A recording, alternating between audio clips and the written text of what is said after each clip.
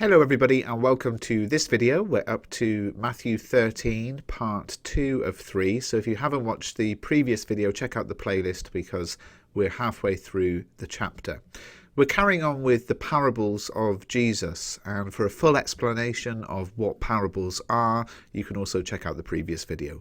But basically they take a spiritual truth and they explain it in a way you can understand. And it's all in your context. So here in the Bible we see Jesus often giving parables through the context of farming. Interesting to think, what would be our context now? How would he explain these parables to those of us who, mostly speaking, don't know a lot about farming? So let's take a look at the parable of the weeds. Jesus told them another parable. The kingdom of heaven is like a man who sowed good seed in his field, but while everyone was sleeping, his enemy came and sowed weeds among the wheat and went away. When the wheat sprouted and formed heads, then the weeds also appeared. The owner's servants came to him and said, "Sir, didn't you sow good seed in your field? Where then did the weeds come from?" "An enemy did this," he replied. The servants asked him, "Do you want us to go and pull them up?" "No," he answered, "because while you are pulling up the weeds, you may uproot the wheat with them. Let both grow together until the harvest. At that time I will tell the harvesters, first collect the weeds and tie them in bundles to be burned, then gather the wheat and bring it into my barn." So just to get a little bit of the context here, we're talking a little bit like the last video about a farmer sowing seeds, wanting to grow crops, and then an enemy coming in and sowing weeds. And you can see in the picture here the idea of when you have in your garden, you've got weeds among plants and you want to pull the weeds out, and it's, it gets in the way of the plants. And you can think about what weeds do to plants. They drain them, don't they? They tangle up with them. They take the nutrients from the ground that the plants and the crops really need, all of that kind of thing. Now, some people see this parable as describing what's going on in the church and talking about, well, the church is a good place, but some bad people come into the church, false prophets, prosperity gospel, whatever, these televangelists on the late night telly asking for you to send your money in and all that kind of thing.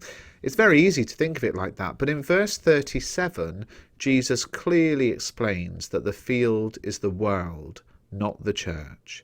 Jesus is talking about the world he came to save and what will eventually happen to it. So as Christians, we still live in that world. So Jesus actually explains in verse 37, and we'll get to it in a minute, but we know that the one who sowed the good seed is God, the field is the world, the good seed stands for the people of the kingdom, the weeds are the people of the evil one, the enemy who sows them is the devil. So it's a similar consistency to the previous parables as well. So what do we need to understand here? Well, as Christians, we still live in the world, but we are not part of the world any longer. One day God will bring it to a close, but until then we are to love, to share, to speak truth, to join God in the building of his kingdom. And I like the idea here of the servants saying, should we go and pull up the weeds? The servants are the angels, as described later in this chapter. And the farmer saying no. And this is quite an interesting thing, isn't it? Because what the servants are asking is a logical question. Look, these weeds are going to mess up some of the crops. Let's go and get rid of the weeds. The farmer says no. And it's an interesting idea, I think, about how by leaving the weeds until the very end, God is giving non-Christians lots of time to come to him. It's not like he says, right, if you're not a Christian by the age of 18, you're gone. They've got the whole lifetime until the very end time to make that decision. I'll come back to that in a second. Then there are two further parables, but to explain them, we need to cover the idea of expositional consistency. And what this means is if birds in parables, for example, stand for evil, as we saw in the previous parable of the sower, then they stand for the same thing in the parable of the mustard seed. So this is really important. The field always equals the world, the birds always equal evil, that kind of thing. It's a consistency that we see across Jesus's parables. And we'll come back to that, but we'll have a look at the parable of the mustard seed and the yeast. So he told them another parable. The kingdom of heaven is like a mustard seed, which a man took and planted in his field. Though it is the smallest of all seeds, yet when it grows, it is the largest of garden plants and becomes a tree, so that the birds come and perch in its branches. Now let's just explain the context of a mustard seed here. We need a bit of context, don't we? A mustard seed is a very, very small seed, and it grows into a mustard plant. That one's quite easy. But the next parable is about yeast. Now, yeast is to do with baking bread.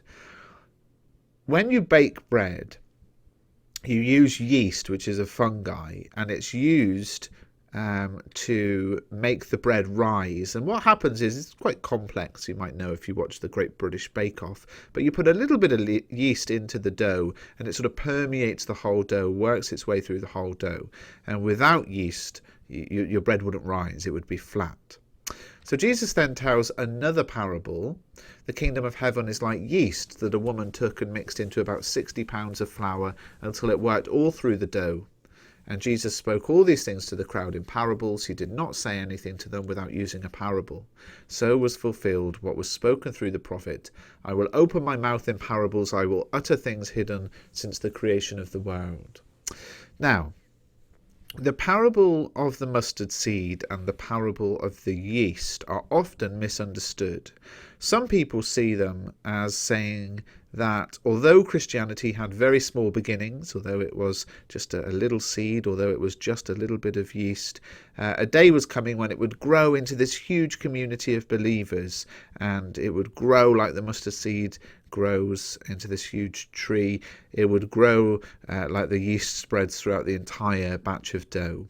But there is a problem with this very positive interpretation, and the problem is, as we saw in last week's video, birds are a symbol of the devil.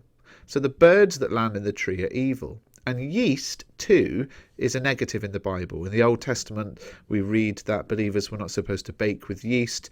In 1 Corinthians, we read that a little yeast ruins the whole batch. So if we're thinking in terms of expositional consistency, these parables can't be about the good influence of the church spreading through the world. It has to be some way to do with the opposite, the spread of evil. But if we think of the three parables together now, so the parable of the weeds, the mustard seed, and the yeast, we can see it as a metaphor for how the world contains good and evil people mixed together. As the church, as Christians, we are supposed to be in the midst of the world, but not of the world. God will separate us at the end. And the explanation of the parable of the weeds tells us about the end times of the world. So, the parable of the weeds explained. He left the crowd and went into the house. His disciples came to him and said, "Explain to us the parable of the weeds in the field." He answered, "The one who sows the good seed is the Son of Man. The field is the world." Notice it's not the church. As much as we might like to use this parable as a kind of criticism of what goes on in church, that's not what Jesus is saying here. And the good seed stands for the people of the kingdom. The weeds are the people of the evil one, and the enemy who sows them is the devil. The harvest is the end of the age, and the harvesters are angels. As the weeds are pulled up and burned in the fire, so it will be at the end of the age. The Son of Man will send out his angels. They will weed out of his kingdom everything that causes sin and all who do evil. They will throw them into the blazing furnace, where there will be weeping and gnashing of teeth. Then the righteous will shine like the sun in the kingdom of their Father. Whoever has ears, let him hear. So what's this about here? This is describing some of the things that will happen at the end of the world. One day, God promises to recreate the universe and make it perfect in every way, just as he intended it to be before man rebelled against him. It's going to be a world without sin, without sickness, sadness, or shame. A world in which perfect relationship between God and man will be restored.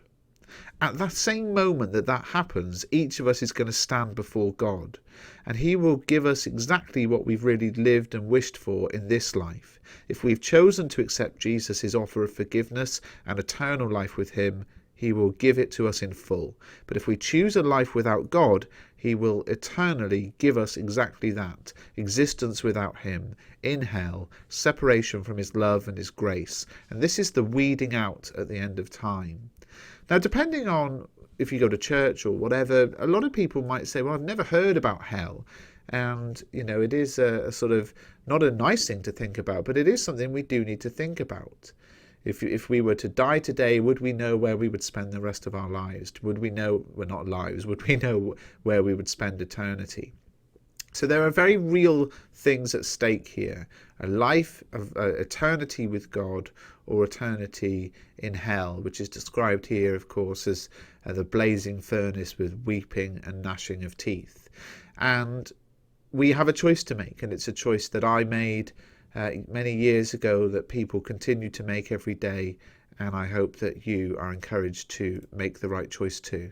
Please do give the video a thumbs up and subscribe to the channel if you haven't done so already.